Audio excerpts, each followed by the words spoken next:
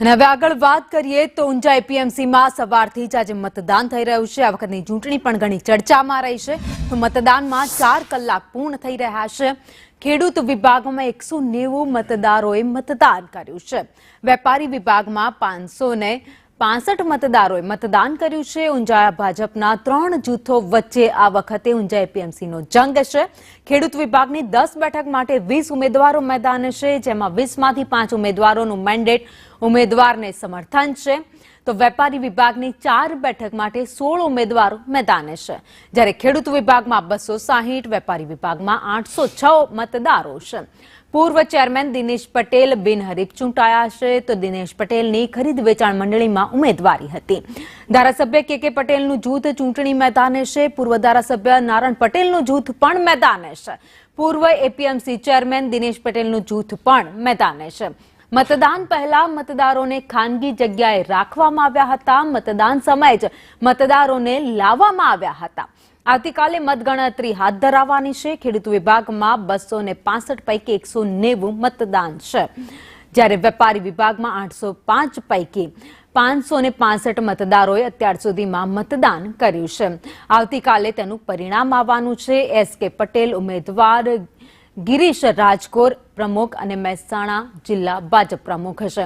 બધા જ અત્યારે મેદાને છે। મોટા મોટા માથાઓ છે। હવે કોણ જીતે છે તેને લઈને આવતીકાલે પરિણામ આવવાનું છે।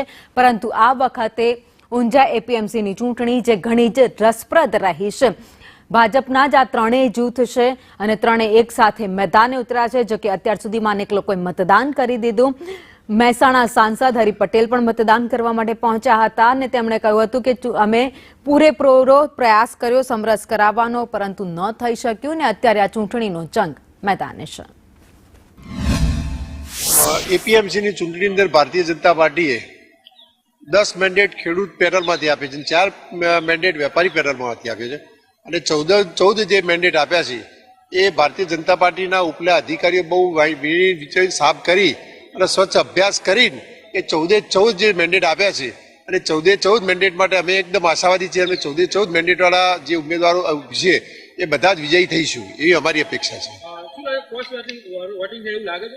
બહુ અમને કોઈ અપેક્ષા નથી ક્રોસ વોટિંગ થયું, કારણ ક્રોસ વોટિંગ થાય તો કોઈ પ્રશ્ન જ રહેતો નથી, પણ ક્રોસ વોટિંગની બાબતની અંદર જે અમારા સિવાય જે જિલ્લાના અધિકારીઓએ ખૂબ રસ લીધો છે અને એપીએમસીનું વાતાવરણ સરસ વાતાવરણમાં પતી જાય ઇલેક્શન અને લગભગ બિનહરીફ જેવું થાય એવા માટે ઉપલા અધિકારીઓએ પ્રયત્ન કર્યો છે, એટલે ક્રોસ વોટિંગ થવાની કોઈ ચાન્સીસ નથી। બધા ઉમેદવારી કરે, જગ્યાઓ સીમિત હોય, એટલા માટે પાર્ટી બધું જ વિચાર કરી અને નિર્ણય લેતી હોય છે।